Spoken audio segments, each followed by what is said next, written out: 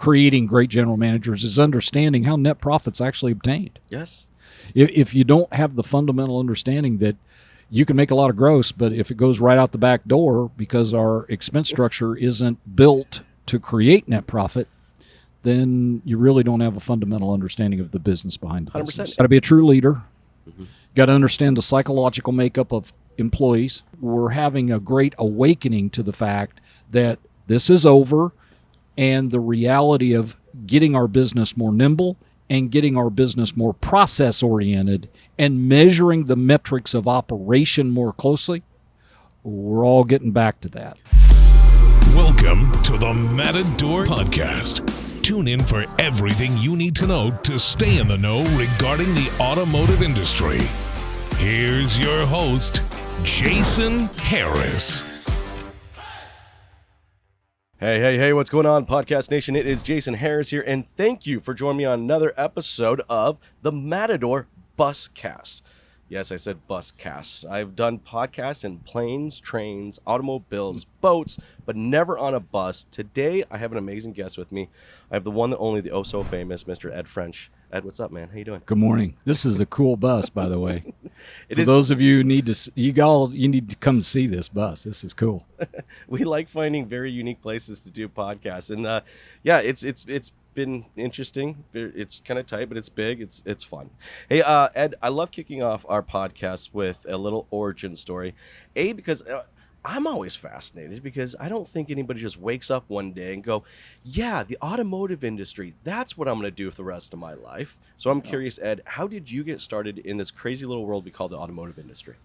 Well, I wasn't predisposed to be in the car business, but as I grew up, my mother, who's 94, has told me over the years that as a little boy, 4 or 5 years old, I used to be able to name makes and models of cars as they were driving down the road, which drove my dad and her completely crazy. And my sister was just in complete avoidance. So as time went on, I was enamored with cars in general. Now, remember, I'm 69, so this was in the 50s and 60s. So golden age of cars. The golden age Yes. of cars, right. So I became enamored with cars, and actually my next-door neighbor was in the race car business.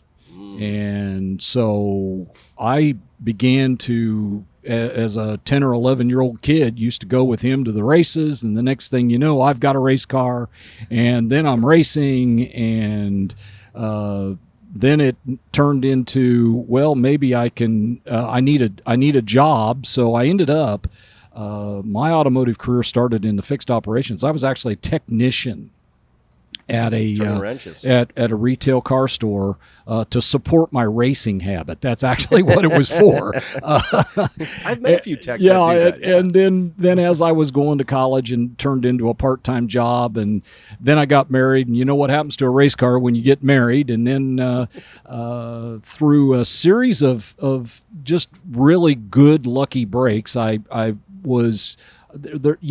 Jason, it's interesting. Life is one of those things where 2 or 3 people in your life can change it completely. Mm-hmm. And there were a couple of people in my life, one of them a general manager at a franchise store, saw me, believed in me, kind of took me under his wing, and said, if you ever want to go further than just being a technician, I've got a plan for you. And the next thing I know, I'm a service advisor, then I'm a parts manager, then I'm a parts and service director, and it just sort of progressed from there and ended up moving into the variable side of things, and then turning into where I was actually a sales manager, a finance manager. I've actually sat in every chair in a retail car store over time, and ended up with couple of stores, and then a partner in 5, and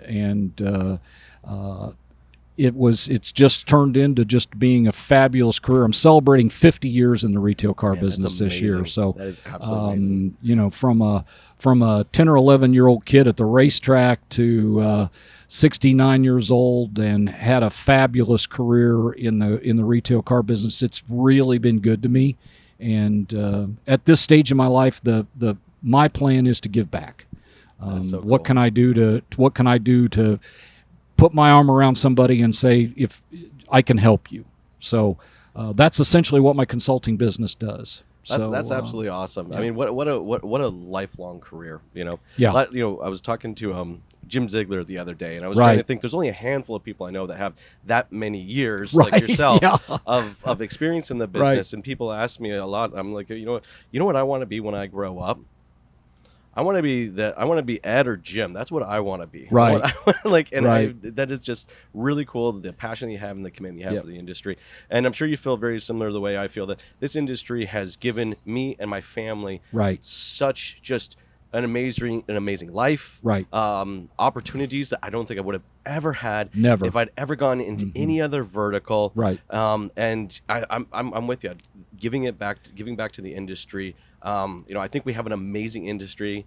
I still think there's a lot that can be done in our industry Absolutely. to continue to make it better. But it's in our blood. You can't Yeah. get it out. Yeah, and it's my wife tells me, you should have quit 4 or 5 years ago, and I said, well, so I could stay home with you and drive you crazy. But it's to your point, I think that my role and others that are in this stage of your life is, what can I do to help prove that the industry is still solid and still has people that have dreams that we need to help them get fulfilled. Yeah, one of the things, and we're going to get into our topics. We have some great topics, okay? But, one of the things I love about this industry is that we just have everybody from every walk of life. Right. We have everyone from every level of education Right. to every level of background, Right. From every different ethnic background. Right. It is just it is such a cool Yep. industry. I believe that it's the most opportunistic business that you could possibly get into. I agree. It takes a lot of grit. Yes. Takes a lot of effort, and you have to really want to succeed. But if you have all those things, it's the best possible industry you could be in. It is. Yep. And we got some great topics. You had an amazing workshop the other day. I heard people just saying very, very positive things at it. So and it seemed very actionable, which I love. Right. We were talking about this a little bit before we started recording today. Look, I love these conferences. I think they're amazing. Right. But as a dealer, when I put my dealer principal hat back on, I came here to learn. Give me something Right. actionable, something I can take back, something I can put in place to my operation. It's going to positively affect, either my bottom line or my profitability or my culture or my people or my process or technology. Right. And I find sometimes they get a little fluffy, but I heard yours was not. Well, there's a lot of workshops that I've attended in the past where it was philosophical. It wasn't necessarily actionable. Yeah. And I told myself, if I ever got the opportunity to present at NADA, I would present a workshop that anyone who attended could take back a half a dozen action items, implement them in the store, and see an immediate reaction lift to the positive. And I got that opportunity this year. NADA actually reached out to me and asked me if I would do this workshop. I do a lot of 20 groups, and they had seen some of my 20 group presentations in education, and so they actually asked me, would you be willing to do more of an action item workshop? And it's interesting that we had a great turnout, and several people came up to me afterwards and said, listen, Ed, this was great. You gave us things that I can email back to my store while I'm still here and actually see a lift by the time I get back. So that was pretty heartwarming.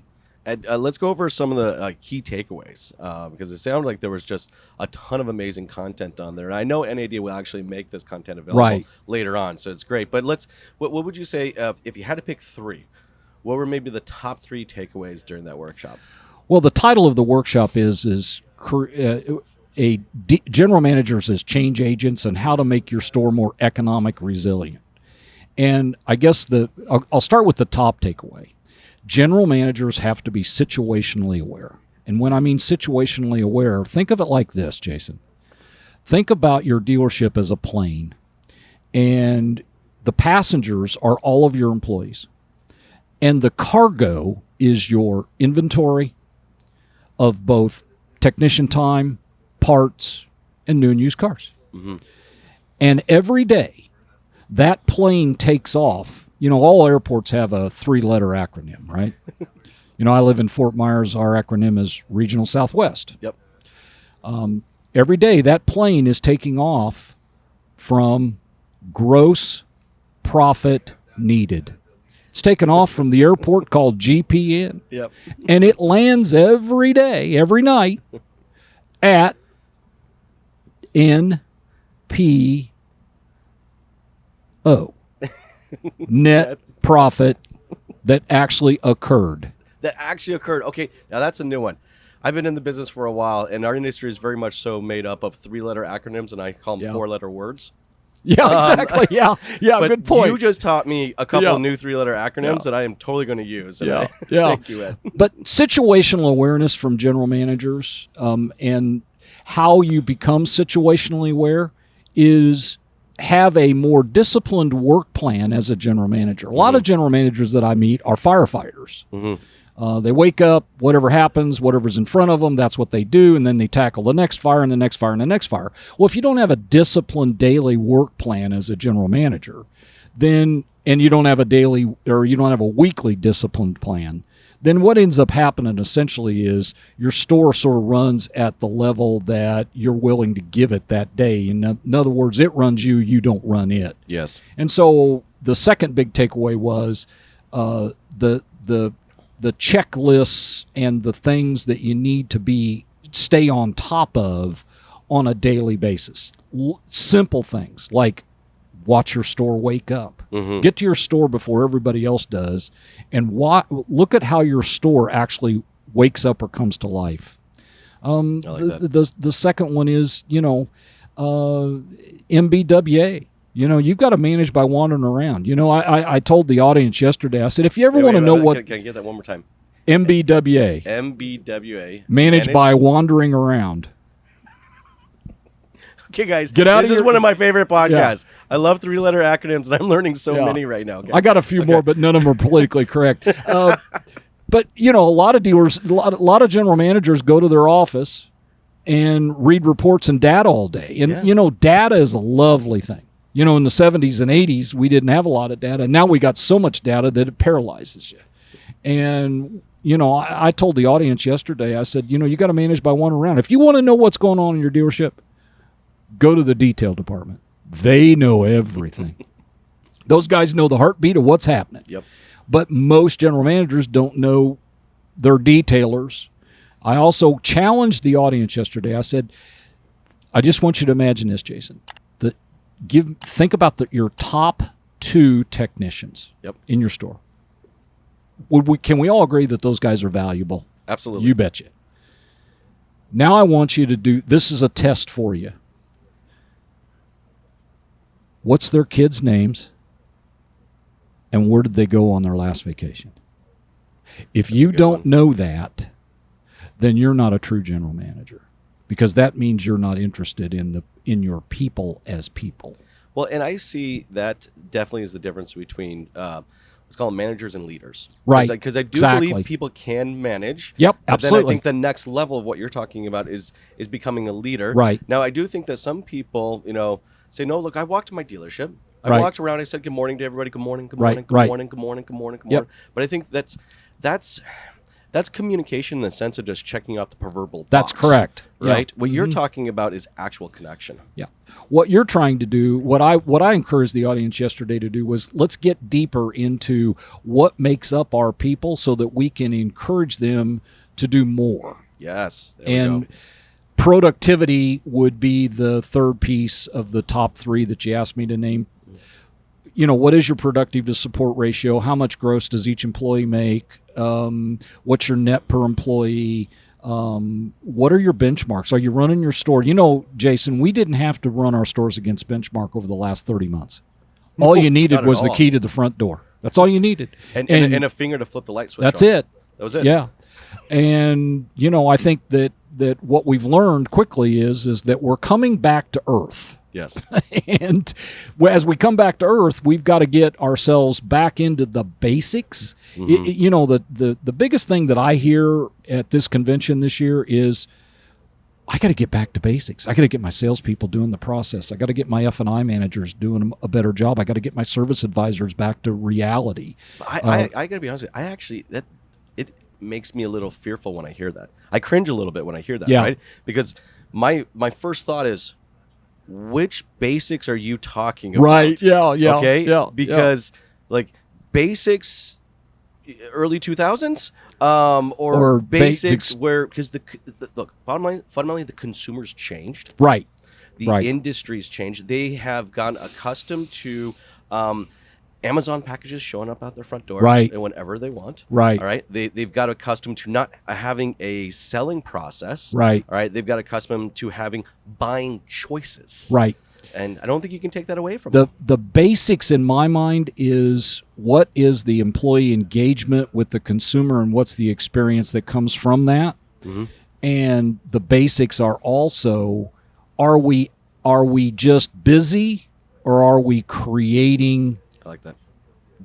profitability? Mm-hmm. Mm-hmm. So, there's a lot of busy work that happened over the last couple of years, but it created profit.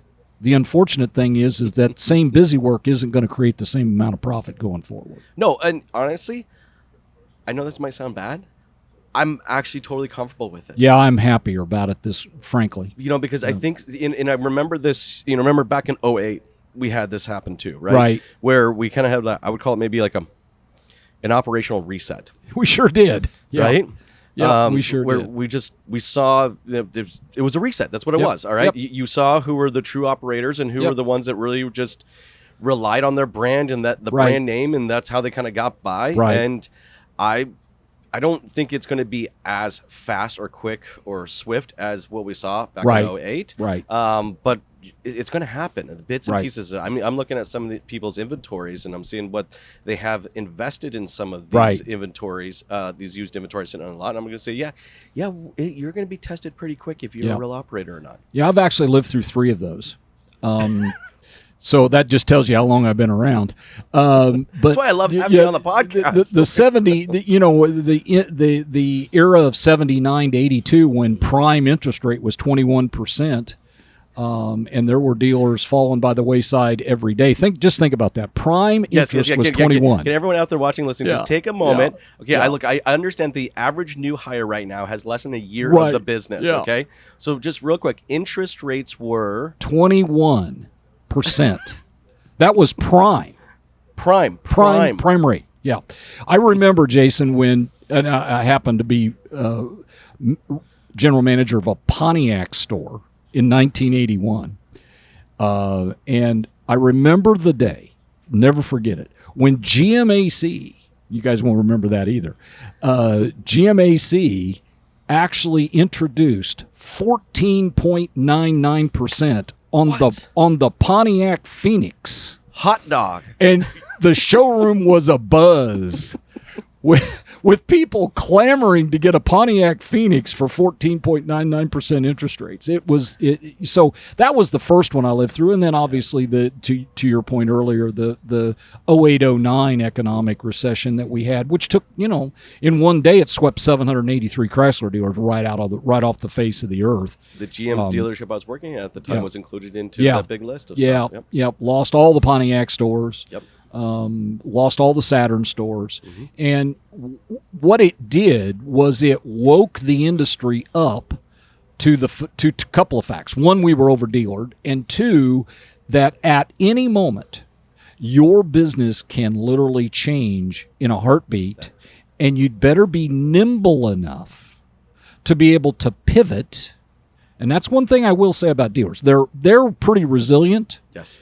But over this last 30 months of where we've enjoyed records that we'll probably never, ever get back to. 100%.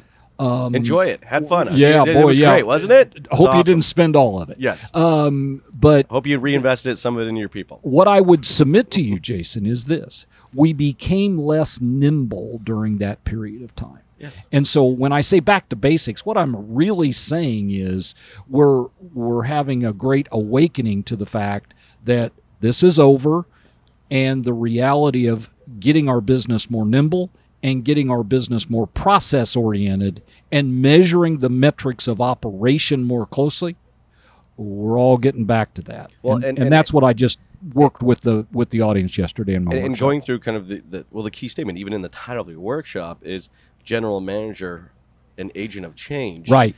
You know, I've had the opportunity to interview some amazing operators. I mean, some truly amazing operators. Right. And I've had the opportunity to consult for hundreds of dealerships across the country. Right.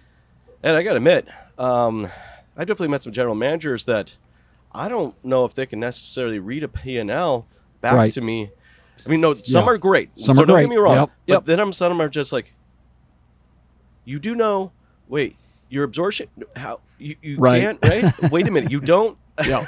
Well, you know, Jason, a lot of them were battlefield promoted. You know, Yes, we there fired go. Jim, I like that. you're up. Yes. And, you know, they might have been a great finance manager. They might have been a great sales manager. Even some of them have come from fixed backgrounds. Yes. But that doesn't make them a general manager. Even though there are some general manager, quote, schools, generally they learn by doing the job. And the unfortunate thing is that if you're not given that foundation, and one of the things that I do in my consulting business is I work with general managers. I have what's called a general manager's boot camp, where we actually put them through the very basics of how profit is actually made, what are the things that you need to be looking at, what are the principles of dissecting a financial statement. There's the numbers behind the numbers, or what I call the business behind the business. Yes. So, you know, I think that what you've just mentioned with folks that may not know is not to their fault. I actually think it's the owner's issue. Exactly. And I hate to say it. Look, because there's amazing owners out there, and I love them so much. But there are some owners that I think even intentionally keep some levels of some of this that. in the dark. Yep. There's a lot of mushrooms going on out there. Yeah. And you have like this whole podcast is just like one-liners. This Yeah. is like the best podcast. Maybe I'll end up with a second career. This is right? awesome. Yeah. This is awesome.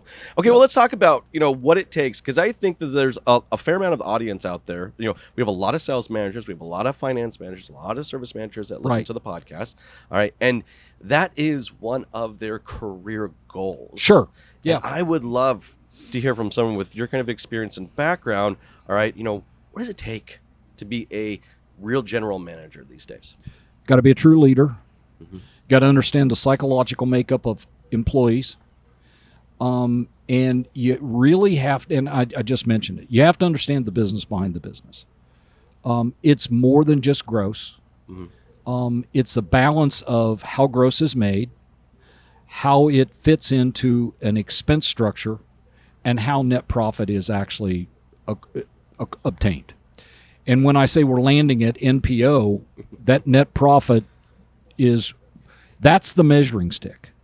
And I think a lot of sales managers, because their comp plans, Jason, are focused on gross, not net. I think that's a shame, don't you? I do. I actually encourage dealers to really look at departmental net at becoming the measuring stick for a great manager. 100%. Because it's a business then, as opposed to just sales management. Absolutely. I met a dealer the other day, and I think you'd really appreciate this pay plan, or this model that they built, and I thought was great, is they actually kind of took it even one step farther. And they actually maintain separate P&Ls for each department. Right. And the department needs to be profitable on its own. Right. The administrative part is kind of from a percentage perspective and a square footage perspective equally shared among them, right? Because if you just had your administration, well, they don't produce anything. There'd just be a couple $100,000 of just nothing, right? But so like the F&I department had its own P&L. Right. The parts department had its own P&L. Service department, the sales department, the used car department, and each of those department managers were paid on the net. Right. And I just thought, like, that's the next step of creating great general managers, is understanding how net profit's actually obtained. Yes. If you don't have the fundamental understanding that you can make a lot of gross, but if it goes right out the back door because our expense structure isn't built to create net profit, then you really don't have a fundamental understanding of the business behind the 100%. business. And it's super easy to come to a show like this when you're not responsible for those expenses and the net profit of it, to go, I'll take that widget. I'll take that one. And okay, give me 2 of those, please. Exactly. Hey, look, Ed, I know we're getting towards the tail end of our conversation, our time today. This has been such a great conversation. And thanks for having me. I'm sure there'll be many more conversations to come. But before I let you go, for everybody out there that's watching and listening right now who would love to connect with you and learn a bit more about you and can maybe follow along with your journey, what's the best way to connect with you? Well, I have a website. It's edfrenchauto.com. And the name of my company is Auto Profit. I'm on LinkedIn. You can find me easy through Auto Profit. And that's probably, you can email me, autoprofitllc@gmail.com. Awesome. Ed, thanks, man, so much. Thank you. It's a lot of fun. Appreciate it. Thanks for tuning in to the Matador Podcast with your host, Jason Harris. Be sure to check out the full podcast library at matador.ai to stay in the know. Remember to like, comment, and subscribe.